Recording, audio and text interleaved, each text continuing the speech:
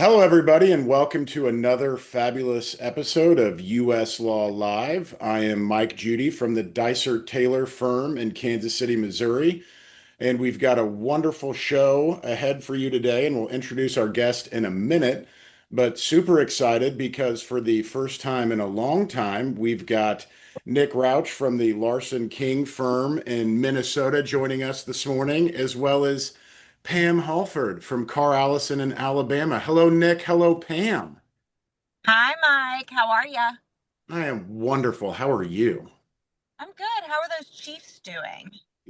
I don't want to talk about that. And we talked about me not wanting to Just talk right about out of that. the So gate. thanks. Yeah, just throwing darts. I Well, to did. Yeah, go ahead, be Pam. fair, Go ahead. I have no idea because I only follow Alabama football. So I truly asked that question with pure innocence. Well, the Chiefs had a rough one against Buffalo Sunday night, but Oh, we're not having our accustomed success that we've been experiencing over the last 7, 8, 9, 10 years. But I am an internal optimist, and I know the Chiefs will be just fine. there you go.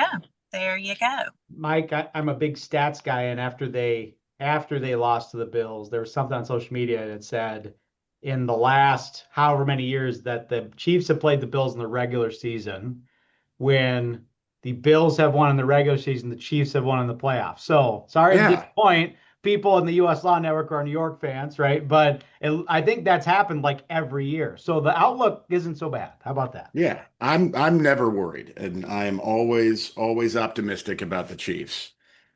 So, but joining us today is one of my all-time favorite people. Perhaps I think, other than Dean Nickas, would be in the running for the nicest person Mm, at US Law and just the most down-to-earth mm. person ever. And he's, blushing just having people talk nice about him. But we're welcoming Ryan Holt from Sweeney, Wingate, and Barrow in South Carolina. Hello, Ryan.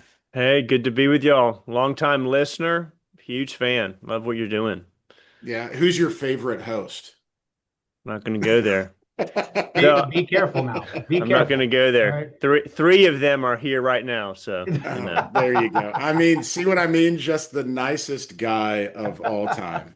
Being grouped with Dean Nickas is we could just end the podcast here. Yeah, we That's can the be honor of done. my week. Yeah. Yeah, there you go. Yeah. Yeah. So Ryan, what's keeping you busy in South Carolina these days?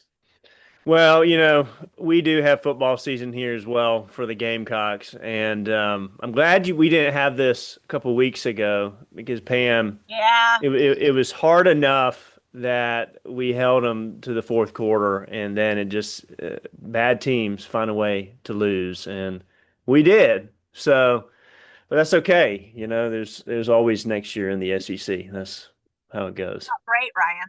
Yes. Great game. Yeah. Fantastic. It was. It was at least good to watch. You want it to be kind of close. For At sure. least that's what I'm saying to make myself feel better about it. So, Y'all but yeah, haven't had a bad season. yeah. Well, it's hard schedule, So, but it's good. It's all Absolutely. good. So, So Ryan, you've been a staple in the US Law Network for many, many years, but for the very select few who don't know you and don't know much about your background, I guess give us the kind of history of your involvement with US Law, your firm's involvement with US Law, and how that's developed over the last several years. the fun thing about it is it's a similar story to a lot of you guys. I was listening to the last podcast with Megan, and our entry into the network is pretty similar.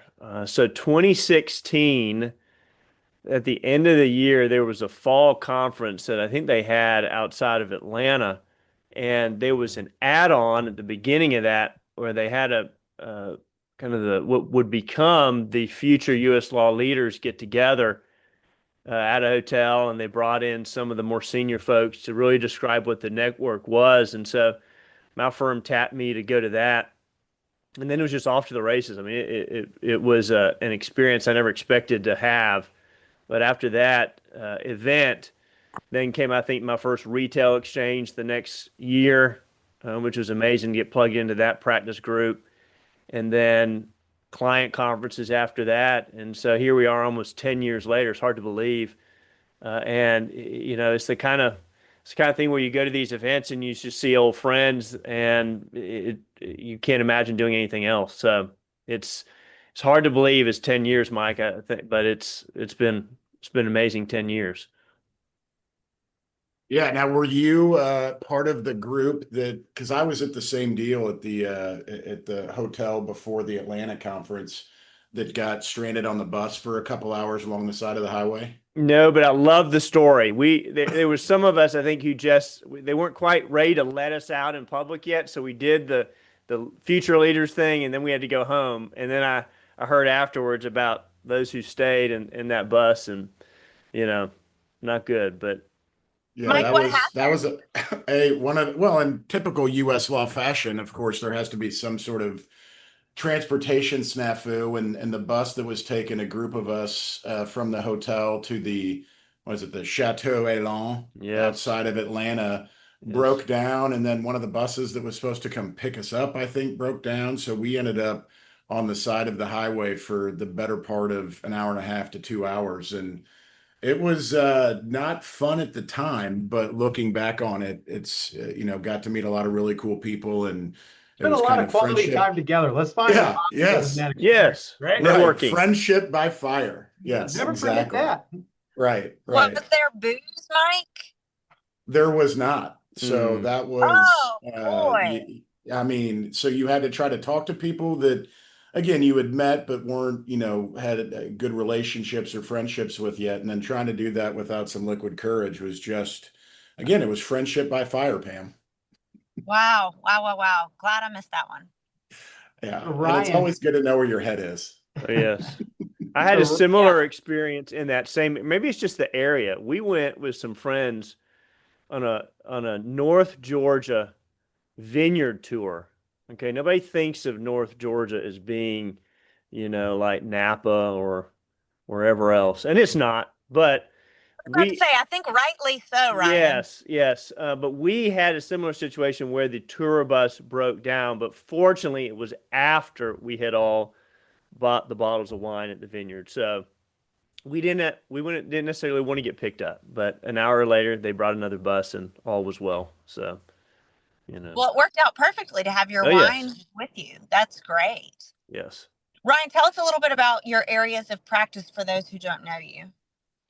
So I'm in the retail world, and I think they're ever broadening it. I think they've recently changed the name. It's not just retail and hospitality, but it's claims that kind of fit into that as well. Some similar casualty claims. And actually, I just joined the practice leadership, so I'll be with Megan and Mary Allison, and Frank Gattuso is the chair of that.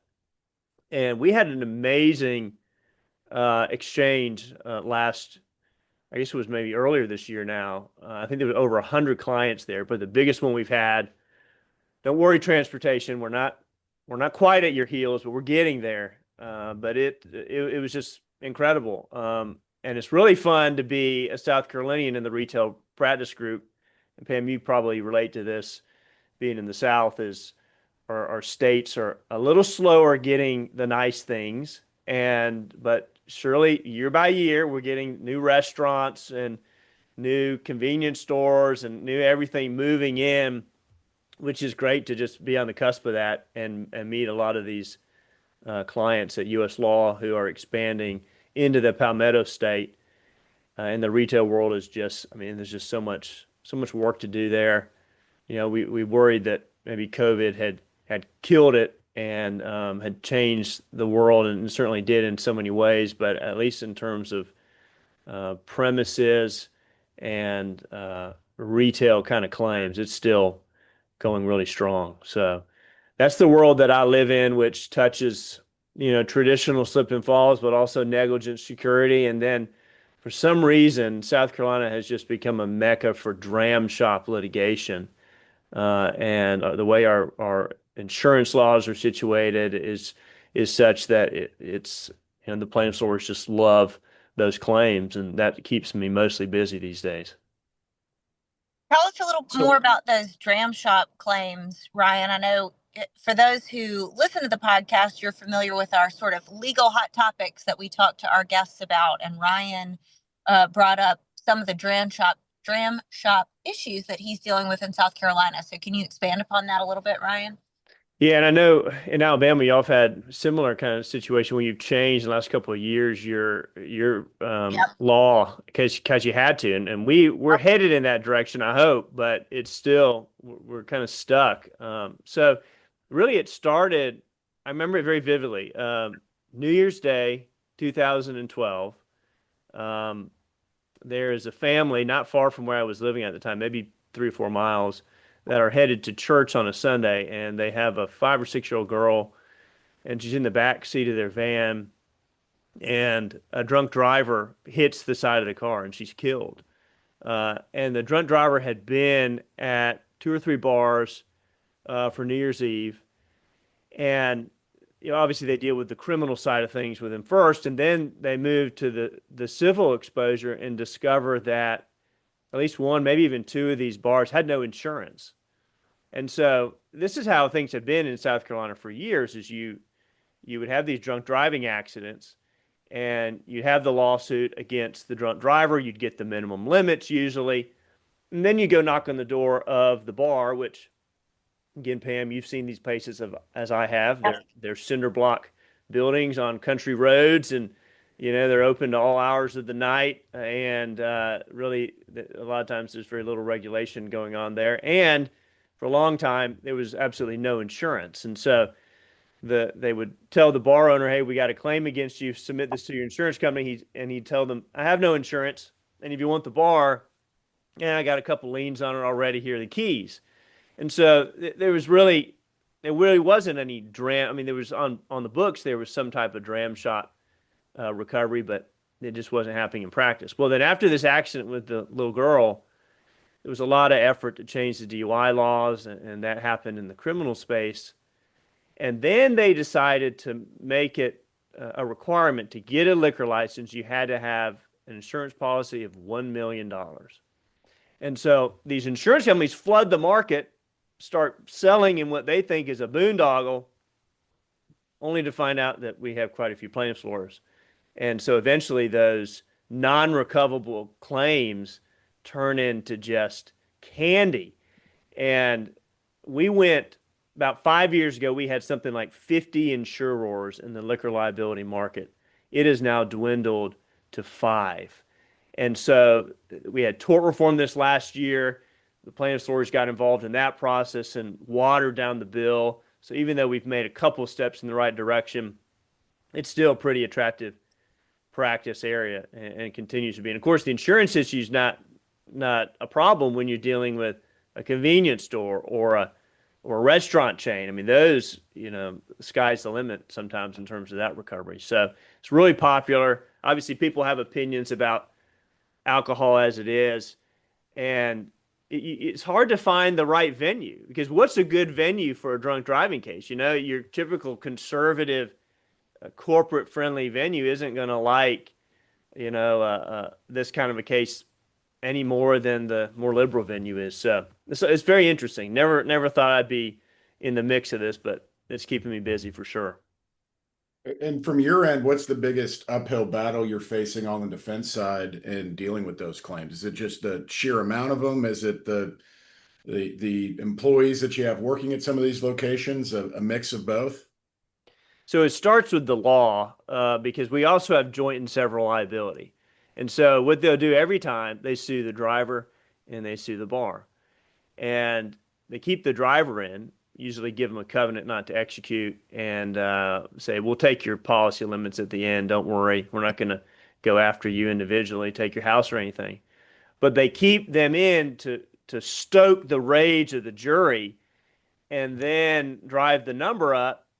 And then the jury doesn't have an opportunity on the verdict form to prorate the verdict. So it's not like the bar is found 25% responsible and the driver is 75. It's, plaintiff gets it from whoever he wants. And of course, who is he coming to? He's coming to the one with the $1 million policy or more. So that's the biggest problem. Then, like you alluded to, Mike, I mean, your bartenders Sometimes you get people who stay there 5, 6 years. Most of the time, they're gone in a year. Can't find them. Usually, there's not receipts. The POS system is not the best. The beer's cheap, but that's about the only good thing about those places. Man, and how much of your time is devoted to dram shop litigation versus, other types of litigation you're handling?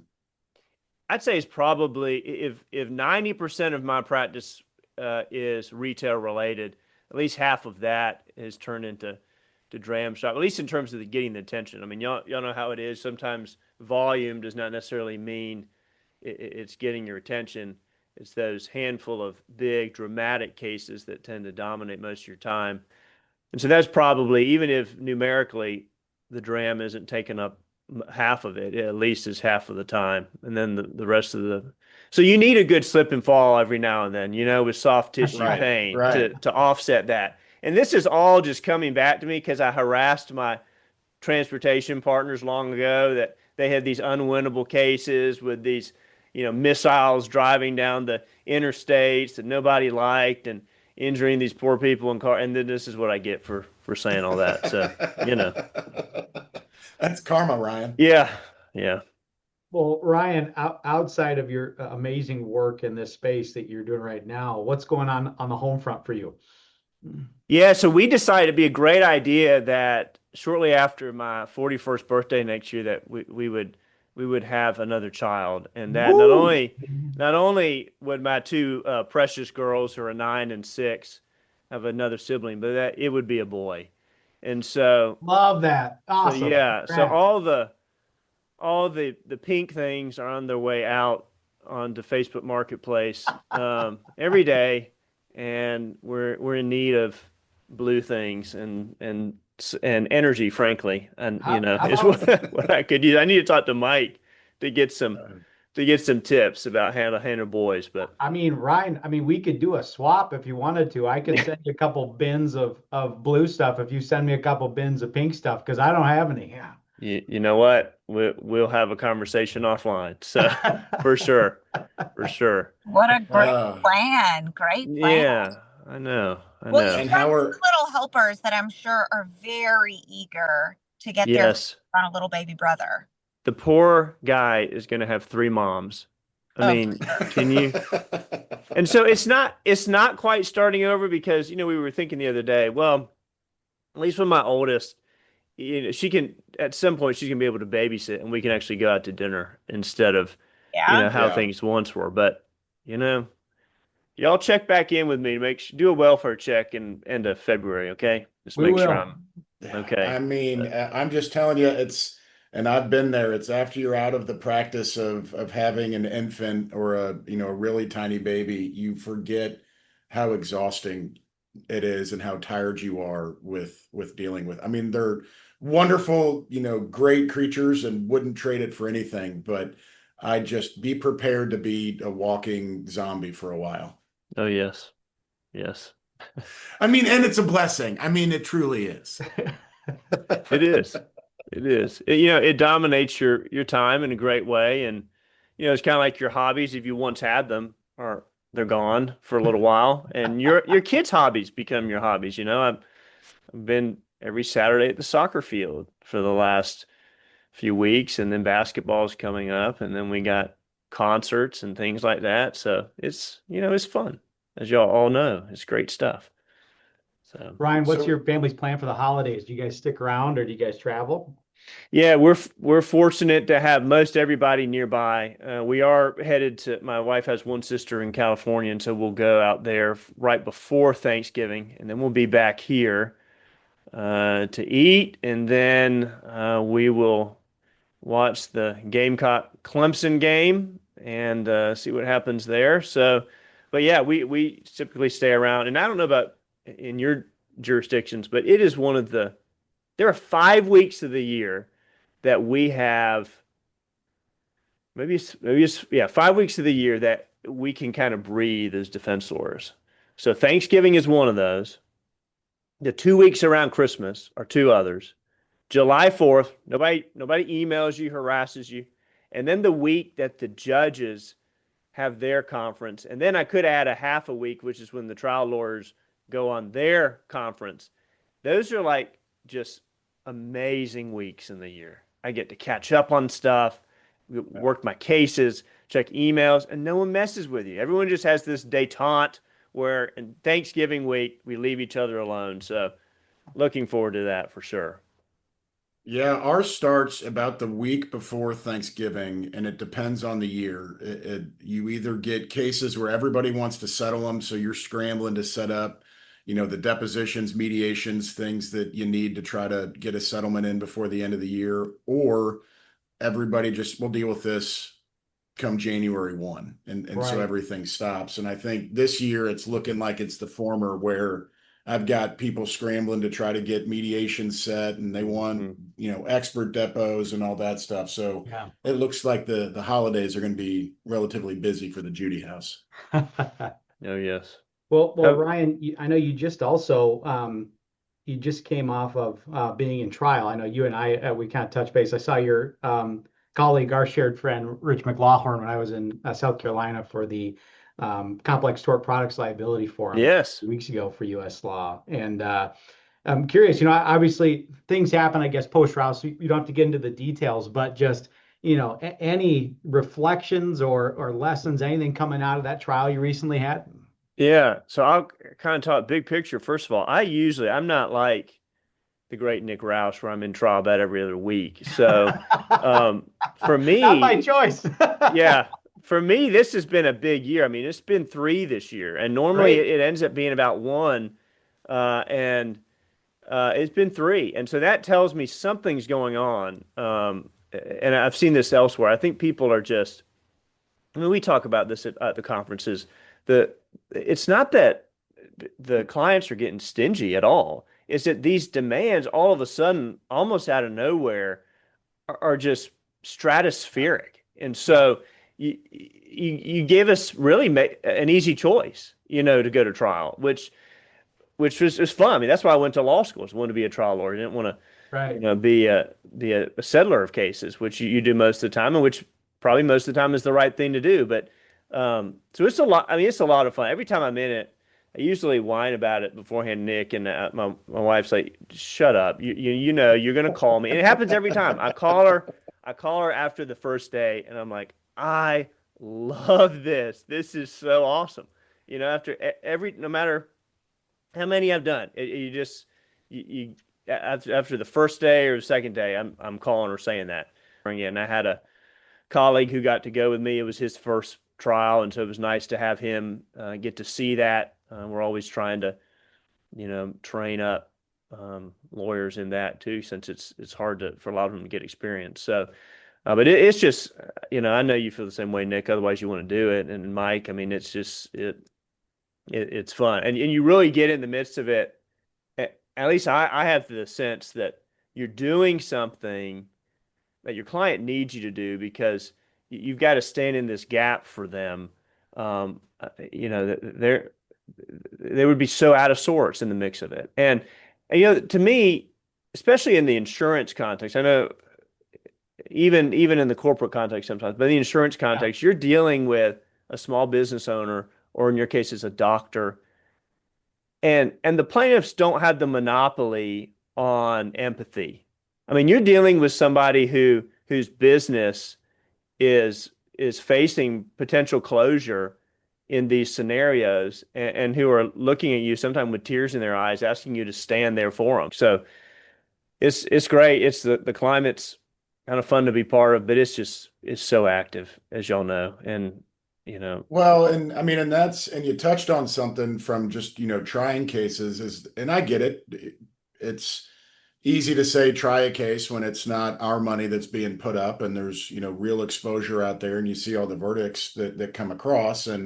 But it makes some of these lawyers think twice about, not only what is the demand I'm going to stick to, and how far am I going to push it, but do I even want to take this case to trial, or do I want to file it? And I think the more wins that we get, and the more that we can publicize them and make it known, the better. So yeah, it's a lot of fun. It's but you know what? It's kind of like I guess running too, which I hate running, but the best part about running is when you're done, Yeah. and sometimes that adrenaline crash on the weekend afterwards, because for some reason mine always finish on like a Friday, midday or late, Yep. and I sleep so well the next Saturday, Yep. unless there is a soccer game at 9 o'clock the next morning, which is what happened. So, That's an early but wake it's up call. okay. Yeah.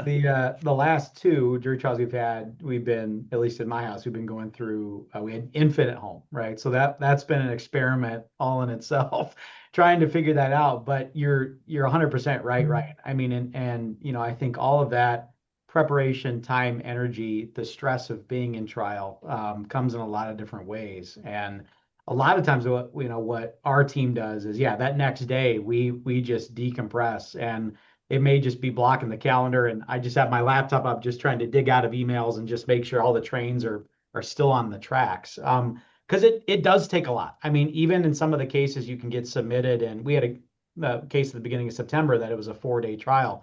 Even that, I mean, just getting that off the ground and then being away for 4 days and just completely immersing yourself into that, it takes a toll on anybody. And so what is Ryan Holt's stress relief? I'm curious because every time I see you, Ryan, you don't seem like a stressful person, but you got to have some type of relief, right? Yeah. It's interesting to see how different people carry it. So, Yeah. for instance, one of the founders of our firm who's retired now used to he would have no problem during the middle of a trial day going and eating a huge cheeseburger. No problem.